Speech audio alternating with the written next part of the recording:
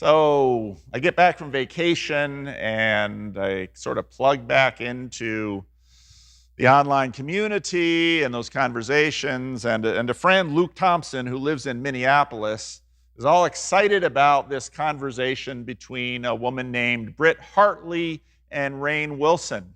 Rainn Wilson is doesn't look like Dwight Schrute so much anymore, but he played Dwight Schrute on The Office. And he was raised in the Baha'i religion, and he's written a book called Soul Boom. Got this little bit from, because I haven't read the book, from AI, argues that a spiritual revolution is necessary to address the world's most pressing problems, from mental health crises and political division to climate change and economic injustice. So that's what his book is about. And Britt Hartley was raised a Mormon and has sort of deconstructed and is an atheist, but she's kind of a spiritual director as an atheist. And if you start to think these things through, you begin to ask, does this actually make sense? So actually, I played a clip that got some traction. She said, and I hear this kind of thing often from people that are sort of in the same place she is. But for me, even as an atheist, if someone walks into a cathedral and there's stained glass and there's music playing, it's just beautiful. And someone says, I feel God here. That's an experience. They're using a mouth sound, God. And of course, that sort of, a lot of people heard that. Is God a mouth sound? To describe what they're feeling. And even to this day, if someone were to say, I feel God here too, she just says we're using a word to share an experience, a shared experience that we're having. And then when someone says God is this or that or whatever, that's where she says, well, that's where I sort of draw the line. And what's funny is because what that leaves is sort of, here we're having a common experience, and it's really kind of hard to know if actually two people are having the same experience, because someone might say happy and another person might say happy, but is that really the same thing on the inside? Who's to tell? It's part of what happened after, Reggie mentioned wars, part of what happened after this great war in the middle of the 20th century was that people were very afraid of strong ideas and strong claims. And so they'd say things that are very sort of smooth things out between people. The difficulty is that it's hard to live on that. Skepticism about the nature of the universe, but not skeptical that it has a nature and that nature should be mapped. And that, in fact, there are patterns and routines and realities in the world that move and shape, and some are better and some are worse. It's seldom a case that people don't believe in anything. It's usually that they sort of switch their beliefs and they try to make it inoffensive and non-confrontational. But the truth is, you can't work in a vacuum. We all have maps in our minds about reality because we need that in order to make decisions about what is good, bad, right, or wrong, or what we should do in life. The word for this historically has been spirit, but the word spirit has sort of become, again, kind of a feeling word. We use images to convey what is beneath or above, and we struggle to articulate or imagine it. C.S. Lewis, in his book, talks about a little girl who someone showed her a bottle of medicine, and her mother said, don't eat that, that's poison. She was small, and she wanted to convey in the little girl's mind that this is dangerous for you. And she said, that can't be poison, because poison is horrid red things. She had this imagery of horrid red things, that is poison. And if you look at a word like poison, poison isn't a thing, although some things are poisonous. One person once noted that the dosage makes the poison. When I was in high school, we had a chemistry lab, and the chem teacher wanted to do something that would connect with his students, so we made aspirin in chem lab. But he warned us vociferously, don't ingest this. Well, why not? We made aspirin. But he said, but the dosage of what we made is so high that if you took it, it would kill you. So is aspirin poison? We use these maps to make sense of the world. And when this woman says spiritual, she wants to keep using that word when basically she says all we are is physical, and feelings, all feelings are products of stimuli in our brain, which then leads people to ask the question, well, what is good? What is evil? How does the world work? We're up to Revelation 12. A great sign appeared in heaven. A woman clothed with the sun, with the moon under her feet, and a crown of 12 stars on her head. She was pregnant and cried out as she was about to give birth. Then another sign appeared in heaven. An enormous red dragon with 7 heads and 10 horns and 7 crowns on each head. Its tail swept a third of the stars out of the sky and flung them to the earth. The dragon stood in front of the woman who was about to give birth, so that it might devour her child the moment she was born. She gave birth to a son, a male son, who will rule the nations with an iron scepter, and her child was snatched up to God and to his throne. The woman fled into the wilderness to a place prepared for her by God, where she might be taken care of for 1,260 days. Now, chances are when I read this, because it's from Revelation and because you know something already, all kinds of associations fill your mind. Who is the woman? Is she Israel? Is she the people of God? Is she Mary? Is she Eve? And if you read ancient accounts or even contemporary commentaries, everybody has these different associations.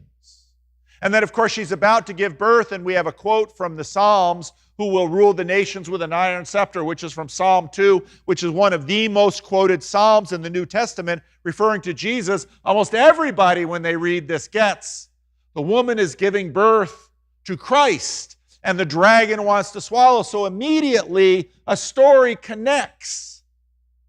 Now, it's a spiritual story, but it's also a physical story. The difficulty, of course, is that we try to locate everything in the story on our maps, and we can't agree on it, and for that reason, we don't have the sense that it works, but yet we will map. We will get an idea that this story, it's a parable of sorts, connects with our lives and our human story.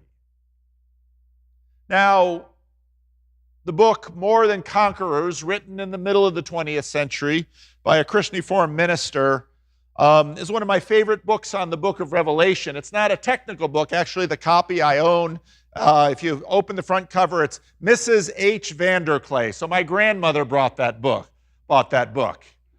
And what I like about that book is it has what I think is one of the simplest, truest, clearest interpretive key to understanding the book of Revelation.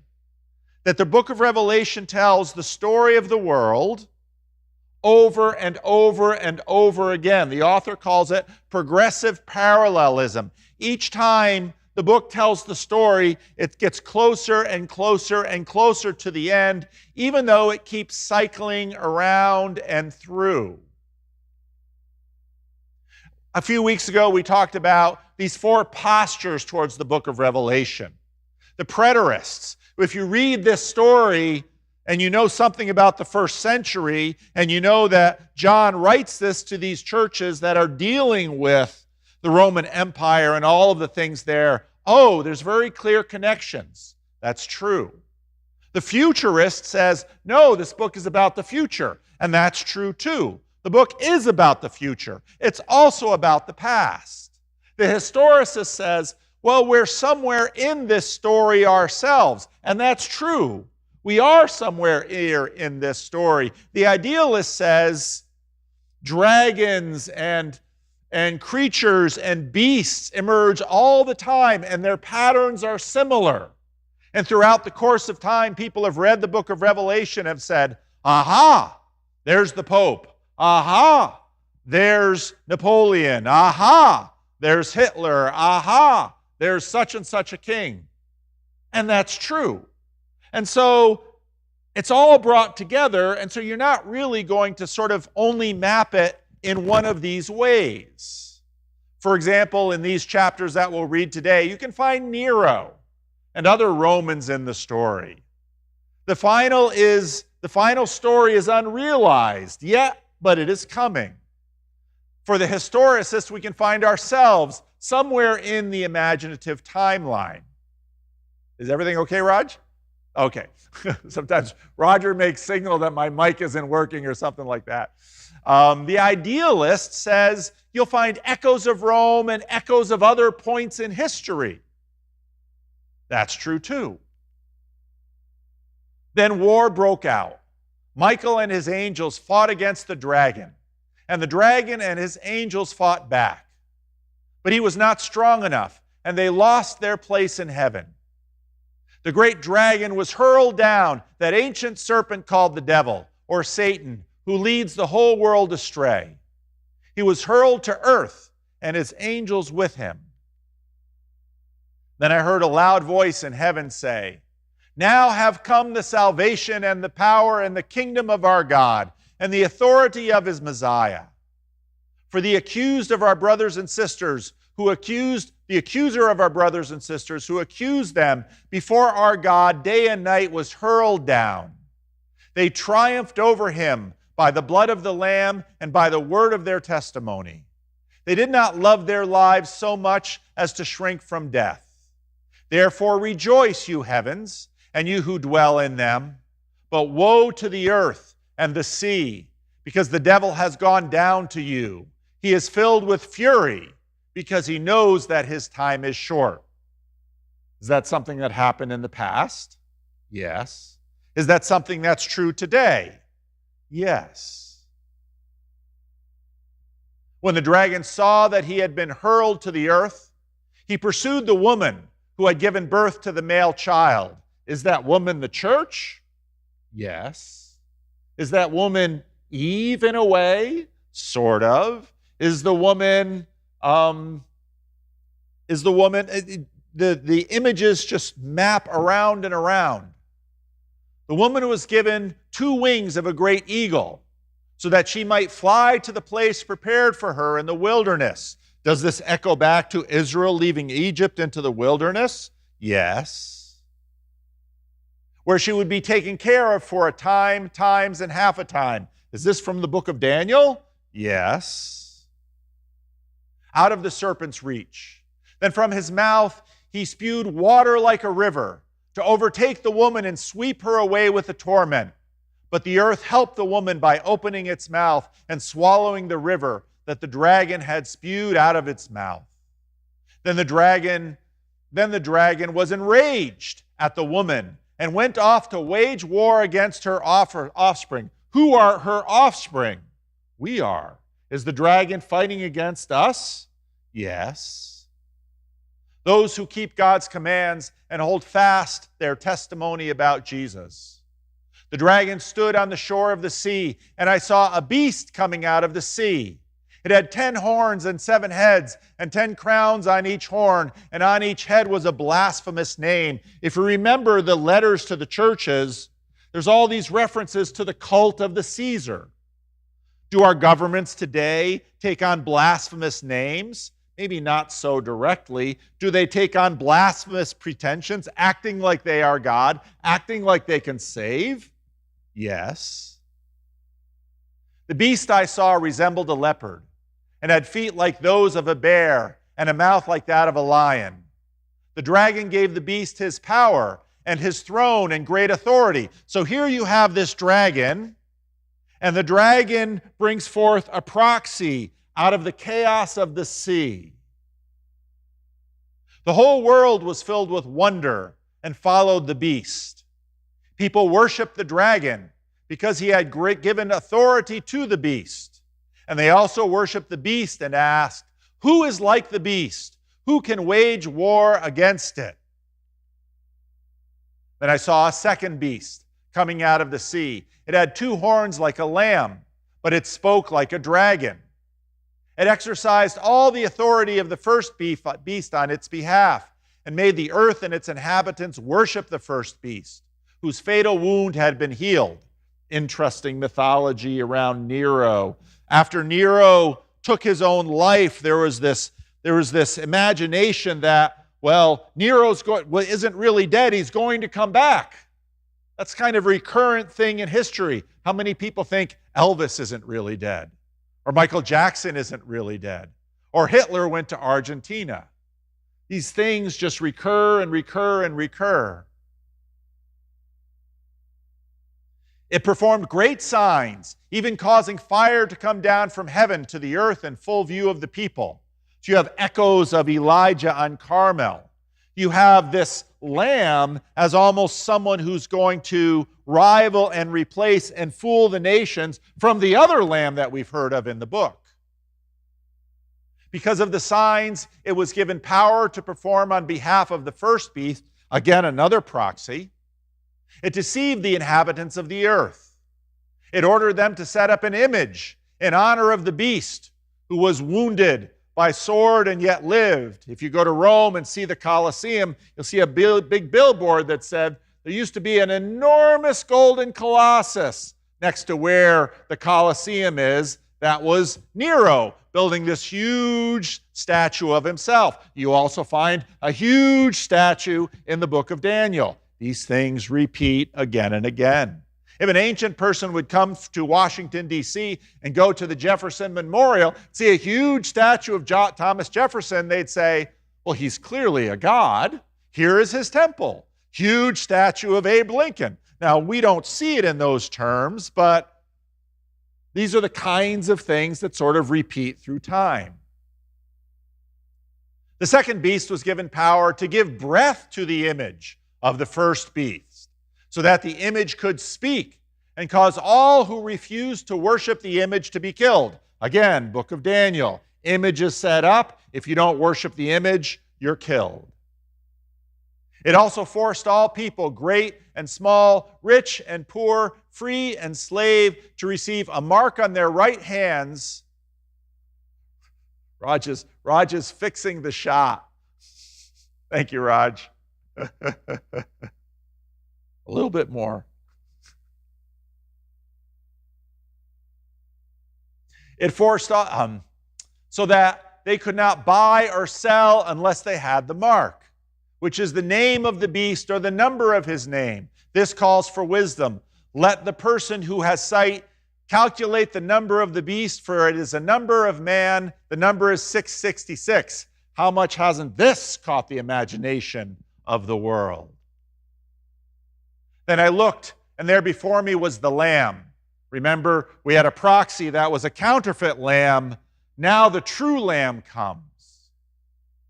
Standing on Mount Zion, with him was 144,000. That's 12 apostles, 12 tribes of Israel, times 1,000, in a sense, the army of God, who had his name and his Father's name written on their foreheads. And I heard a sound from heaven, like the roar of rushing waters, and like a loud peal of thunder. The sound I heard was like that of a harpist playing their harps, and they sang a new song before the throne and before the four living creatures. You remember them from the previous vision. And the elders. And no one could learn the song except the 144,000 who had been redeemed from the earth. A heavenly army of saints who had passed through the trials of this world. These are those who did not defile themselves with women, for they remained virgins. Now that sounds kind of strange to us, but if you read in the book of Samuel, there was a tradition that before a battle, men would not have sex with their wives in order to prepare themselves for the battle.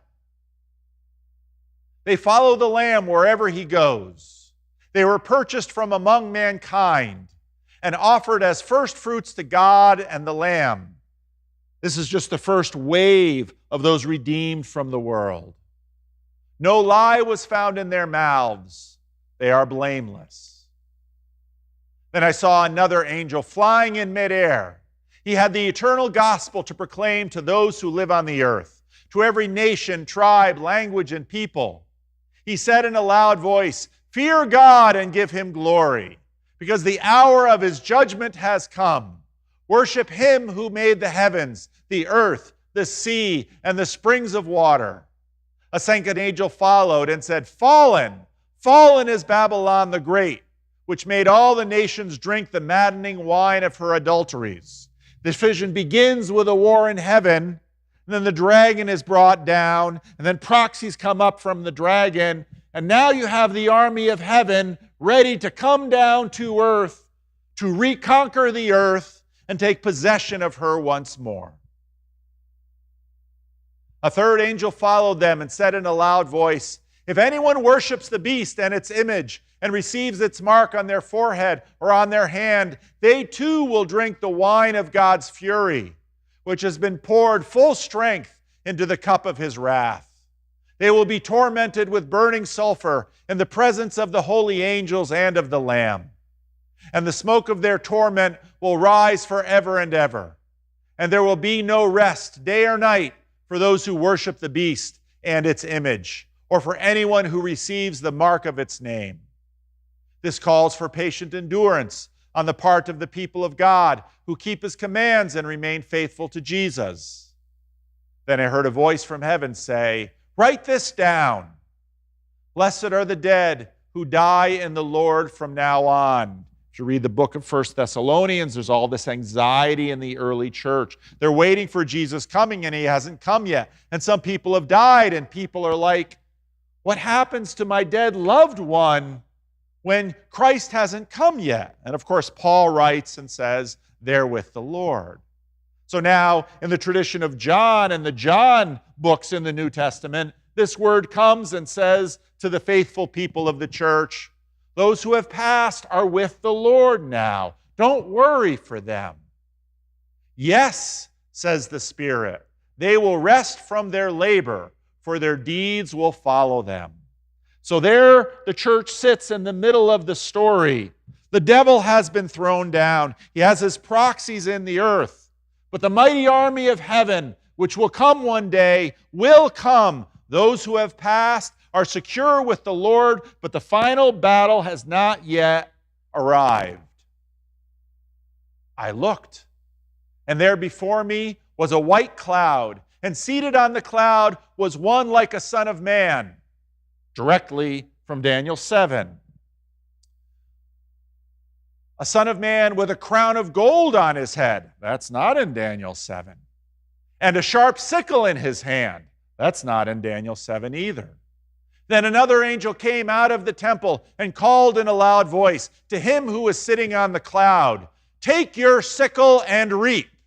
If you remember the bowls and all of these things from the earlier chapters, the seals. Who is worthy to open the seal? The Lamb. Well, the Lamb is the Son of Man. Take your sickle and reap, because the time to reap has come. For the harvest of the earth is ripe. Everything is completed below. It's time to conclude the story. So he who is seated on the cloud swung his sickle over the earth, and the earth was harvested. Another angel came out of heaven, of the temple in heaven, and he too had a sharp sickle. Still another angel who had charge of fire came from the altar and called in a loud voice to him who had the sharp sickle, "Take your sharp sickle and gather the cluster of grapes from the earth's vines, because its grapes are ripe." The angel swung his sickle on the earth, gathered its grapes, and threw them into the great winepress of God's wrath. They were trampled in the winepress outside the city. Do you remember the story? You remember the lyrics of the Battle Hymn of the Republic? It's taken right from here. They were trampled in the winepress outside the city, and blood flowed out of the press, and rising as high as a horse's bridle for a distance of 1,600 stadia. What is this story? It's a spiritual story. What is it about? It's about things in the past, things in the present, things in the future, things beneath the world, things above the world. And we very much want to get a sense of, what does this mean for us? How do I map this? How do I navigate in the light of such a fantastical story? The idea of spiritual is difficult to kill. Even someone who has left their religion behind and says, I only believe in facts, I only believe in matter, still wants to navigate by their feelings and still believes that, things are suggested to me and they have real content. Even people who leave the religions they were raised in come back to the idea and can't let it go. There's always a sense that there is depth and there is surface. There are proxies throughout this story. There's heavenly realities, and then there's earthly applications. The dragon has beasts. The Lord has saints and angels. There are unseen relationships and realities that are expressed in images and visuals that move us. There's sobriety in the story. If anyone is going into captivity they will go. If anyone is to be killed with the sword they will be killed. This calls for patience, endurance, and faithfulness on the part of God's people.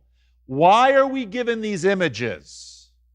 Well, again, as I read the story, automatically in your brains, you are trying to map these images. You're trying to locate yourself on that map.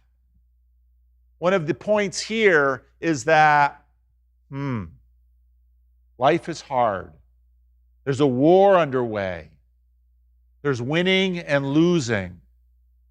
Sometimes the earth seems possessed by spirits that just continue to bring war, suffering, pain, and to actually live out a life as God would want, to tell the truth, to be faithful, to love each other. Why does the world lean so hard against this? Why is it sometimes that people who do the right thing always suffer for it? What's the old saying? No good deed goes unpunished. That's a reality of this world. And this story is supposed to locate that reality and us in this world. But there's also deliverance, and you can hear it staggered through the story. Now have come the salvation and the power and the kingdom of our God and the authority of his Messiah. Because unlike Daniel, unlike Exodus, unlike Ezekiel, this is in many ways the Old Testament being renewed, and it says, but Christ has come. Something is different. The victory has begun. For the accuser of our brothers and sisters, in the book of Job, the accuser sidles up to God and says, people only do good because it serves them. And the Lord says, have you considered my servant Job? That accuser is no longer whispering into God's ear against us. It is thrown down. For the accuser of our brothers and sisters, who accuses them before our God day and night, has been hurled down. They triumphed over him. Who's they? Our brothers and sisters. How did they triumph over him? By the blood of the Lamb and by the word of their testimony. They did not love their lives so much as to shrink from death. This is an answer to the accusers whispering to God, that God answers with Job, and now God answers with us. Therefore rejoice, you heavens, and you who dwell in them. But woe to the earth and the sea, because the devil has gone down to you. He is filled with fury because he knows his time is short. Amidst the images of angelic battles, the progressive parallelism where we go back and forth and back and forth and back and forth over the same basic story, time and time again, to look at a different facet of it, the central image holds. As I read that story, even though you've got dragon and a woman and armies and an army of 144,000 virgins, it all seems so crazy, you were able to listen to it and find yourself and find the story. And the center of the story, right there, how do we prevail over our enemy? By the blood of the Lamb and the word of our testimony. And who would imagine that all of this comes down to what is central in the gospel? Because Jesus, he's having this confrontation with Rome. He's having this confrontation with the religious authorities, and everyone is expecting Jesus at this point now to arm his disciples and start to kill Romans and start to kill temple guards. And what does he do on the night of the remembering of the central Exodus, the founding story of Israel? He has that meal that they're remembering the deliverance from Egypt, and he alters it, and he makes it about him, and he makes it about him and his sacrifice. And that's the very night he's betrayed. On the night he was betrayed, he took bread. He didn't break it over Judas's head. He took bread and he broke it. And he said, "This is my body broken for you. Do this in remembrance of me." This is how we conquer, not just by physically eating the meal, but by understanding the meal and understanding that what Jesus does here is our path to conquest. You can beat a person's body with a sword, but you can only win their heart with love.